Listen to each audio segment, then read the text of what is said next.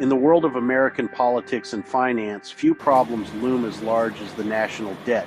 Currently standing at a staggering $38 trillion and climbing, this colossal figure has been a source of intense debate and concern for decades. Politicians from all sides have proposed solutions, spending cuts, tax increases. A truly unconventional and audacious proposal has entered the mainstream conversation. Championed by Donald Trump and a growing number of influential supporters. This plan avoids traditional economic levers and instead turns to digital assets. The core idea is simple yet monumental.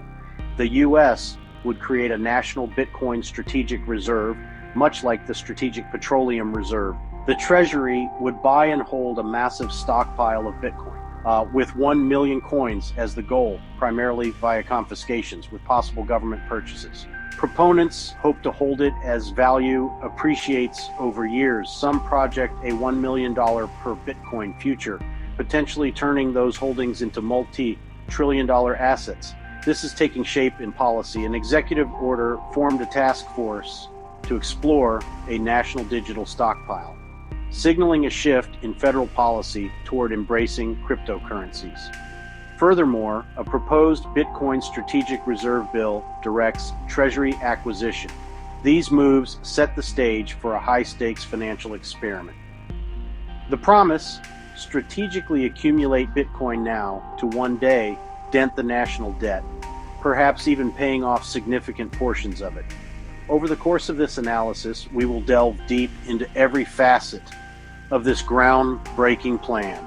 We will examine the political background and the key players driving this initiative forward.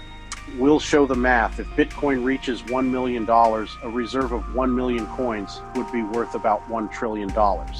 Then we'll compare that to today's $38 trillion national debt. Next, we'll cover how such coins might actually be obtained, what that buying would do to markets, and the key risks and criticisms economists raise. We'll examine whether this is a visionary solution to an intractable problem or a high-risk gamble with the nation's finances. Next up, the politics behind this plan and how it took shape. First, the executive push, Washington's first real embrace of digital assets. Then the legislative blueprint, the Bitcoin Strategic Reserve Bill. And finally, the momentum and what the U.S. already holds today. The foundation for this ambitious Bitcoin strategy was laid not through market speculation, but through direct executive action. In a move that signaled a major pivot in federal policy, President Donald Trump signed an executive order. The order was designed to formally explore the role of digital assets within the U.S. financial system. This order established a dedicated task force. Its clear mandate was to investigate the creation of a national digital stockpile. This was a landmark development. For years, Washington had viewed cryptocurrencies with a mixture of suspicion, confusion, regulatory hostility. This executive action, however, reframed the conversation from one of risk mitigation to one of strategic opportunity, positioning the United States to become a supporter, not just a regulator, of the digital asset industry. The creation of this task force was more than just a bureaucratic gesture. It was a clear signal to domestic markets and the international community that the U.S. was seriously considering a future where digital currencies play a role in national strategy. In posts on his Truth Social platform, President Trump provided further clarity on the initiative, confirming that a strategic reserve was a key component of the executive order's intent. He specified that this reserve was slated to hold a portfolio of 5 prominent cryptocurrencies, specifically a diversified basket of leading coins, focused on high liquidity, large cap assets, selected for market depth and resilience, with allocations reviewed periodically, rather than fixed to any single token. While Bitcoin is the clear centerpiece, the inclusion of other major digital assets indicated a broader vision for a diversified national crypto treasury, ready to capitalize on growth across the sector. This policy shift did not emerge from a vacuum. It was the culmination of years of advocacy from within the pro-crypto community, which had been working to educate policymakers on the potential benefits of digital assets.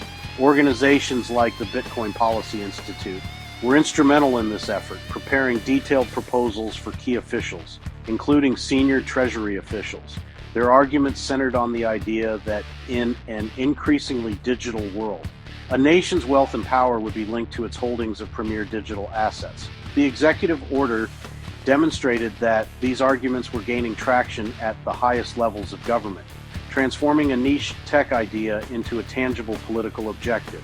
Ultimately, the executive order and the subsequent creation of the task force served as the official starting gun for the U.S. government's foray into strategic crypto accumulation. It provided the political cover and institutional framework needed to begin exploring what was once unthinkable: the U.S. Treasury actively buying and holding cryptocurrencies as a matter of national policy. This move legitimized the concept of a government-backed crypto reserve and set the stage for more detailed legislative proposals that would soon follow. It was the first crucial step in translating the grand vision of a declaring Bitcoin stockpile into a potential reality, creating a formal pathway for the government to act. While the executive order provided the strategic vision, the Bitcoin Strategic Reserve Bill supplied the concrete legislative mechanics for how this vision would be executed. This proposed bill moved the plan from presidential directives to congressional action. It outlined a clear step-by-step process for the Treasury Department. Its primary directive was simple yet audacious. It described building a reserve primarily through confiscations. Purchases were only being considered. This wasn't a hard mandate, more an exploratory target under discussion. Any acquisition wasn't intended to create a rapid market shock. Instead, any purchases would likely be phased in. 2024 bill introduced, 2025 to 2029. Reserve built primarily through seizures with purchase authority under review. Through 2049, holdings kept before major use. A critical component of the bill was its long-term perspective. The legislation envisioned holding any acquired Bitcoins in reserve for at least 2 decades. That 20-year holding period was designed to prevent short-term trading or speculation and to ensure long-term strategic positioning. The goal was to ride a long-wave appreciation of Bitcoin, allowing the asset to compound significantly before major action.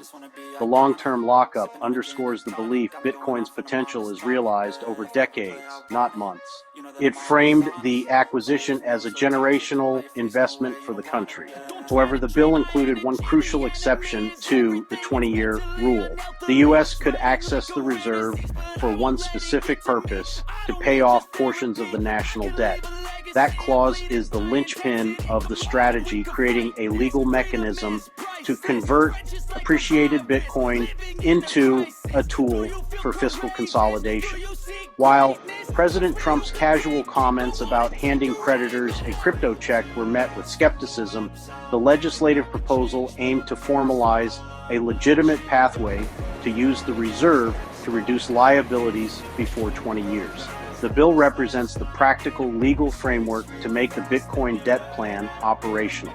It answers the how by defining the target amount, the acquisition timeline, the holding requirements, and the specific conditions for use.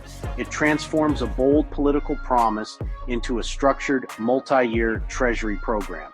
The proposal, influenced by groups like the Bitcoin Policy Institute, aims for a disciplined, legally sound approach to building and deploying a national Bitcoin reserve. It is the legislative engine designed to bridge political rhetoric and fiscal reality.